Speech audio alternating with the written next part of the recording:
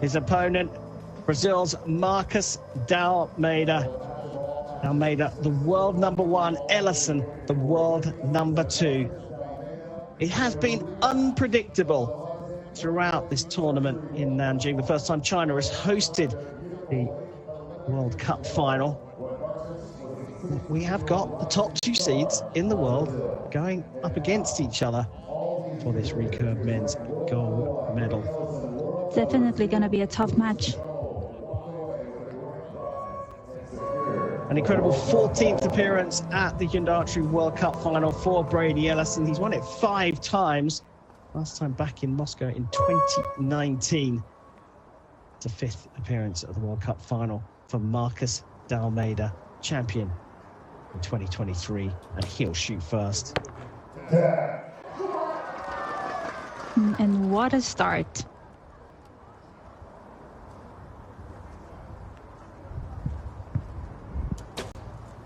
A little bit of wind picking up here. Oh,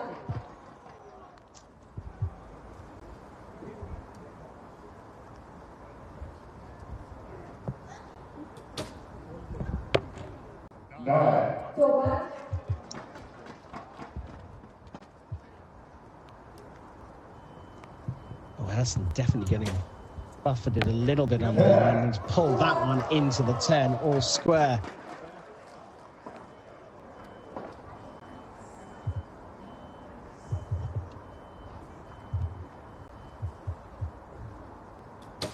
Movement from D'Almeida.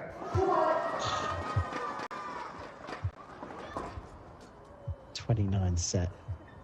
Ellison needs a 10 to share the points. Of course he delivers a 10. 1-1 after the first 6 hours, and that set went in a blink of an eye. And shooting the same exact score. You mentioned D'Almeida perhaps had a slightly easier start, wind not quite blowing quite as much, but as soon as Braden stepped onto the line, the wind started to blow, and the 2 archers have managed, as you said, to shoot exactly the same score. And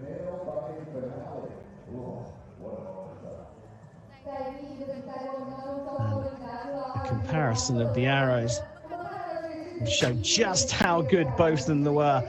Let's not forget, this is a gold medal match at the season-ending finale.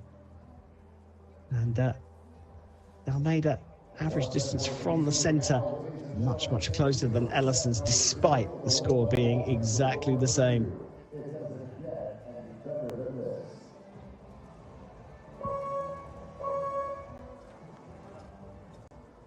Both these archers have faced their challenges here in Nanjing. Both of them being forced into a shoot-off in the quarterfinals. They're both winning 6-2 in their semis. 1-1 here as D'Almeida starts the second set with quite a high 9.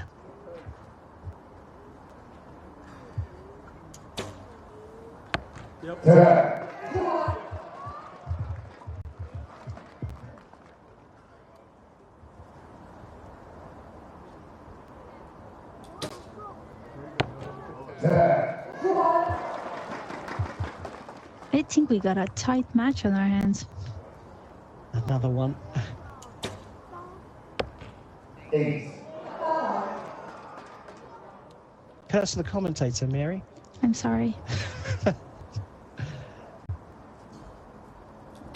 Chance here for D'Almeida to get the points, and he does. Another 29 from him is out of reach of Brady Ellison. So again, we get to see another rehearsal arrow for the next set. Ellison finishing with a 28. Good recovery, good prep for set number 3. Solid performance from Marcos D'Almeida, but the second arrow from Brady Ellison made the difference in this second set.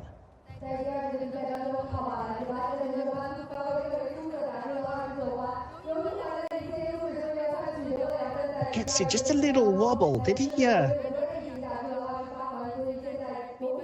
don't want to use any technical terms, but did he start the release a bit early and then pull back and decide not to let go of the arrow? maybe a little. Maybe he didn't feel comfortable with his aiming yet. Well, it's gone high and left, and that opened the door for Dalmeida, and he has lapped up that opportunity. Goes 3-1 up here in the men's gold medal match at Nanjing 2025.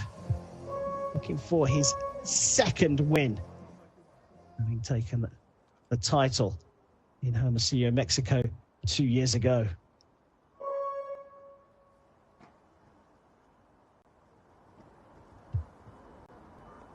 Set number 3, Ellison, 3-1 down.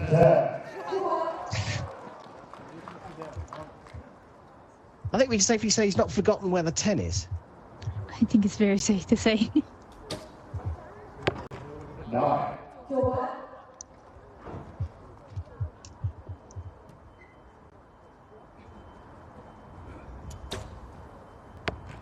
9. Going high again.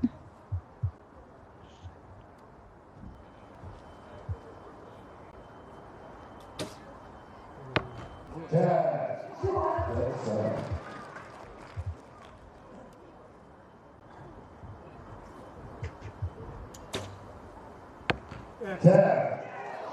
Great shooting there. A 29 set. Dalmeida can get 29, but needs a 10 here. 9. Goes into the 9 for a 28, and we are all square at 3-3. Brady seems to struggle with his second arrow. Last end it was an 8 and now a high 9. We've definitely seen that pattern emerge over the last 2 sets.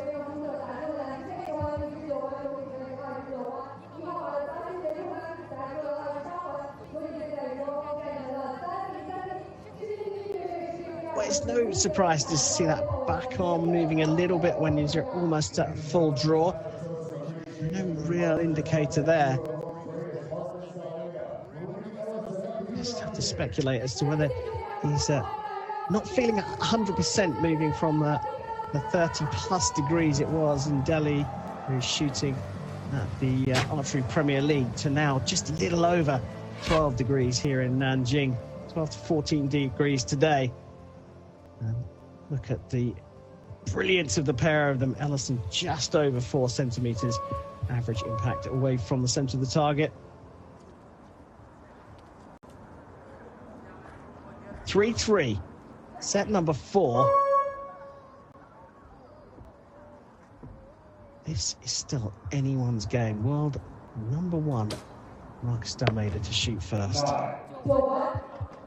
It's just out.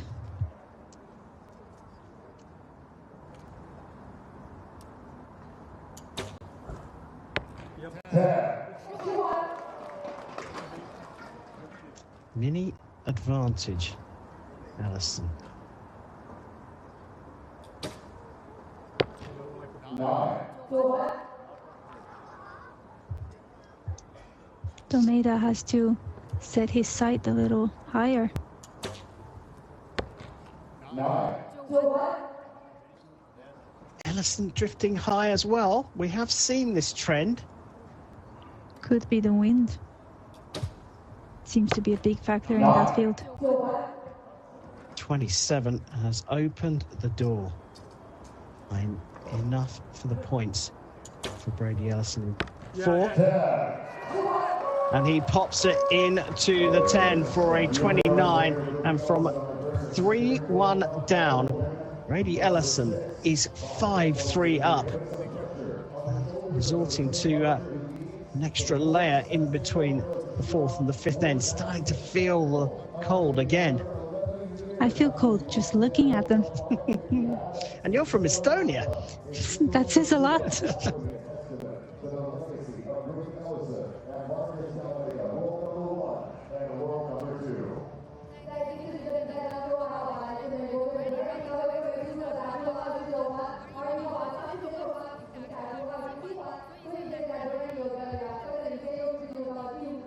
Brady Ellison has won this title 5 times in the past. Edinburgh in 2010, a year later in Istanbul, and as we discussed earlier, 2014 and 2019. The group here, 11.4 centimeters wide, is not bad at all, but just a little high. As we've seen before, the arrows have flown high on a number of occasions, and we think that is down to the broken record story of the changeable conditions. Set number 5, Dalmeida needs to win this set. It starts with a 9. Ellison, a 5-time winner of this title, along with Kim Woo-jin of Korea. No man has taken the title 6 times, perhaps until today.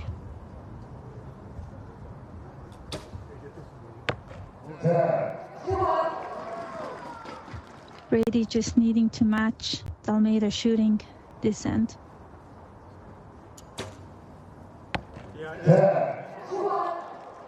And he does just that.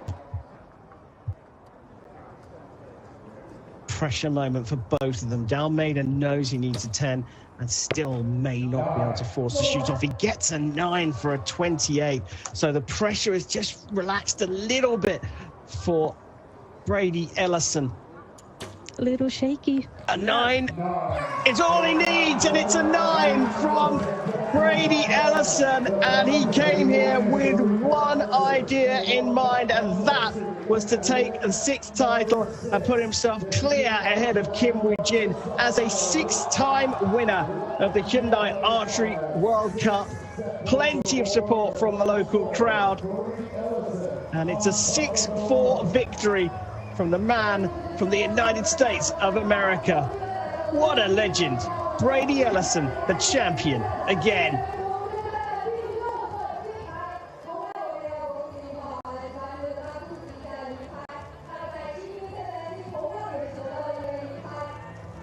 Number 6 for Brady Ellison, his 6th title at the Hyundai Archery World Cup final. He's had to wait 6 years since his last win in 2019. And that is a sigh of relief. And a man who, after a decade or more at the top of the game, is still super hungry.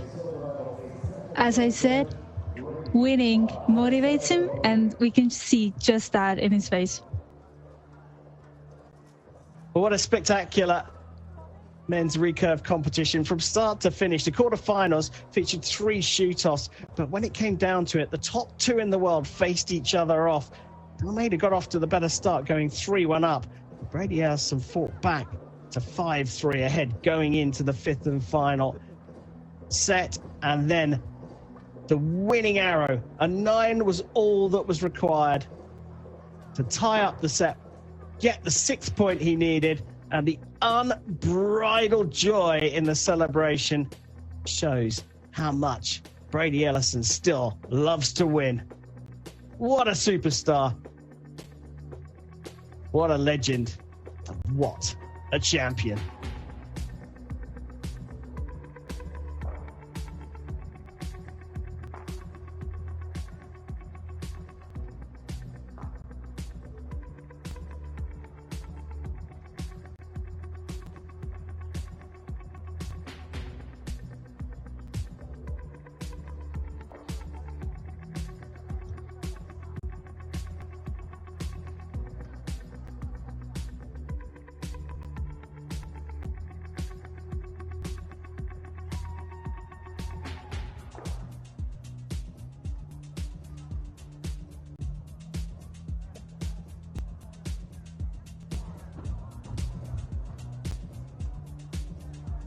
A 6th title then for Ellison, 2010, 2011, 2014, 2019, and now 2025. Ellison, the champion. Let's hear what he has to say.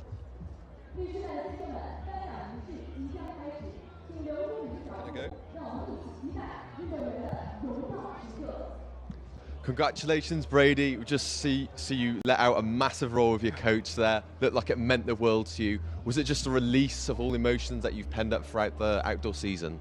I don't know. It's always fun to win, right? So it's like you stay a little bit calm and, you know, you get, I don't know, it's just a good time to show emotions. Yeah, fair enough. Obviously, in between matches, you weren't the only one. A lot of archers have been keeping warm in between matches. How did you find that? Because it has been chillier compared to a lot of the other competitions this year. I am wholly unprepared for it being the temperature it is today. And between the nerves and me just shivering back here, like, I'm happy with how I shot. Let's just say that. But Germany, Oliver, the coach for Germany, saved me. He had a big down jacket in between that first and second match, so that helped me stay warmed up. And then Mel gave me his extra jacket, so we made it work. And 11 years ago in Lausanne, you and Marcus battled for the World Cup final trophy then. How different was it doing it this time when obviously Marcus is a lot older, he's a lot more mature? I mean, when you come to a finals, you can't expect anything to be given to you. Like, we're the top archers in the world. We've all had a good season. That's why we're here, and there's no easy matches. And, you know, don't really think about the opponent when you're here. You just go in and play your own game and shoot your own shots, and that's either going to be good enough or it's not going to be. And today, I shot the arrows that I needed to when I needed to. Considering that match was over a decade ago, how good does it feel to know that you have that longevity in the sport? It's good. It's fun. I love shooting. I love this sport, and it's nice to go show the young guys that an old guy still got it. Great. Thank you very much, Brady. Thank you. Thanks, man. Awesome. If you're old, Brady, what does that make me? Don't answer that, Mary. Brilliant stuff from him. Seasoned pro, but even he wasn't prepared for the cold conditions here. Mary, it's been an absolute pleasure having you in the commentary box here for the season-ending finale. I know you would have rather have been there shooting, but brilliant to have you in the box. Your thoughts? Thank you for having me, and maybe next year I'll be there shooting. Look forward to calling you there. This is the prize that they're all after. Mary, looking forward to being there next year. Mary Kapaz from Estonia, checking out for the season. Well, certainly the outdoor season. The indoor season awaits for all the